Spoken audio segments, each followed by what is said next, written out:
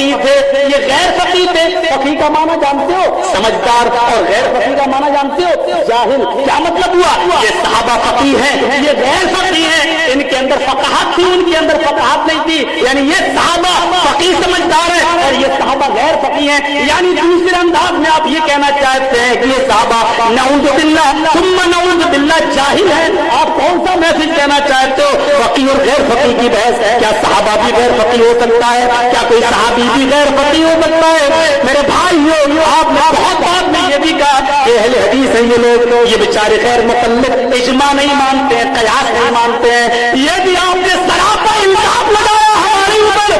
اللہ کی قسم ہم اجماع بھی مانتے ہیں، ہم قیاس بھی مانتے ہیں۔ اجماع خود قرآن سے ثابت ہے اور قیاس بھی قرآن سے ثابت ہے، تو ہم کیوں اجماع اور قیاس نہیں مانیں گے؟ جب قرآن و حدیث کہہ دیتے ہیں تو اس میں اجماع بھی آ گیا اور قیاس بھی آ گیا۔ جب اجماع اور قیاس کا ثبوت قرآن و حدیث سے موجود ہے تو ہم اس کو بھی مانتے ہیں۔ دلیل دے دوں آپ کو؟ سنیے میرے بھائیو، ہم اجماع اور قیاس بھی مانتے ہیں۔ آپ کے ہاتھ میں موبائل ہے،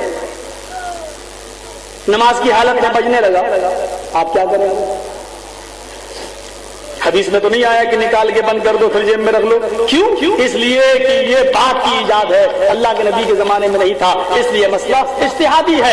اللہ کے رسول کی وہ حدیث ہے کہ اللہ کے نبی صلی اللہ علیہ وسلم جب نماز پڑھا کرتے تھے تو اپنی نواسی حضرت امامہ تو ان کے ساتھ جایا کرتی تھی، آپ اٹھا لیا کرتے تھے، ان کو گود میں لے کر نماز پڑھا کرتے تھے، آپ ان کو گود میں لے کے نماز پڑھتے تھے۔ جب رکوع میں اور سجدے میں جاتے تھے تو ان کو زمین پر بٹھا دیا کرتے تھے۔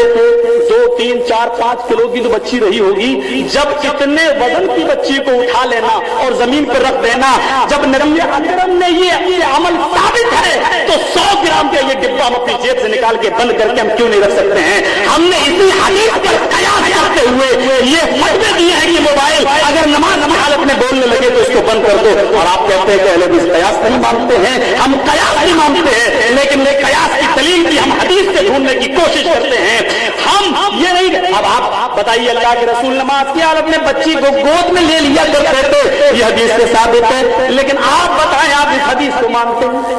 کیا آپ اس حدیث کو مانتے ہیں؟ بخاری کی روایت ہے اللہ کے نبی بچی کو گود میں لے لیتے تھے۔ اب آپ بتائیں کہ آپ اس حدیث کو لیتے ہیں؟ اب کوئی آدمی یہ قیاس لگائے، حدیث موجود ہے نبی لے سکتے ہیں گود میں، اب کوئی آدمی یہ کہے کہ بچی کو گود میں لے کر کوئی نماز پڑھے تو نماز باطل ہو جاتی ہے، ہم کیسے مان لیں اس کی بات کو؟ ہم کیسے مان لیں اس کے کلام کو جب کہ حدیث سے ثابت ہے؟ اب یہی لوگ اب یہ کہیں کہ نہیں، قیاس یہ ہے کہ کوئی کتے کے پلے کو گود میں اٹھا کر نماز پڑھے تو نماز ہو جاتی ہے، تو ہم ایسے قیاس کو کیسے مان لیں؟ ہم اس قیاس کے منکر ہیں میرے بھائیوں، بس یہی وجہ ہے، ہم اسی قیاس کو نہیں مانتے۔ آپ حدیث نہیں مان رہے، اللہ کے رسول بچی کو گود میں لے کے نماز پڑھ رہے ہیں، آپ کی نظر میں باطل ہے۔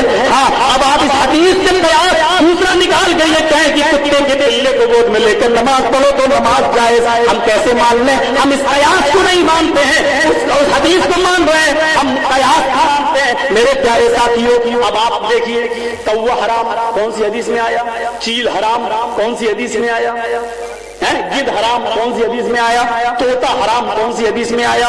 ہم نے یہاں قیاس کیا ہے، اللہ کے نبی صلی اللہ علیہ وسلم فرماتے ہیں کہ ہر وہ پرندہ، ہر وہ پر والا پرندہ جو پنجے سے شکار کو پکڑے، دبائے اور نوچے اور کھائے وہ حرام ہے، حرام ہے۔ ہم نے دیکھا کوا پنجے سے شکار پکڑتا اور کھاتا ہے، ہم نے کہا اس حدیث پر قیاس کرتے ہوئے کہ کوا حرام، طوطا بھی اسی ضمن میں آتا ہے، ہم نے کہا حرام، چیل بھی اسی ضمن میں آتی ہے، ہم نے کہا حرام۔ کون کہتا ہے کہ ہم قیاس نہیں مانتے؟ ہم قیاس مانتے ہیں، لیکن اس قیاس کو بھی ہم حدیث کی کسوٹی پر رکھ کر پرکھتے ہیں۔ ہم اس قیاس کو نہیں مانتے ہیں جو حدیث کی مخالفت کر کے بنایا جائے، حدیث کی مخالفت کر کے بنایا جائے، حدیث یہ ہو اور قیاس یہ ہو۔ اب یہ بتائیے کون سا قیاس ہے؟ کون سا قیاس ہے کہ تزوج مغربی الی مشرقیۃ؟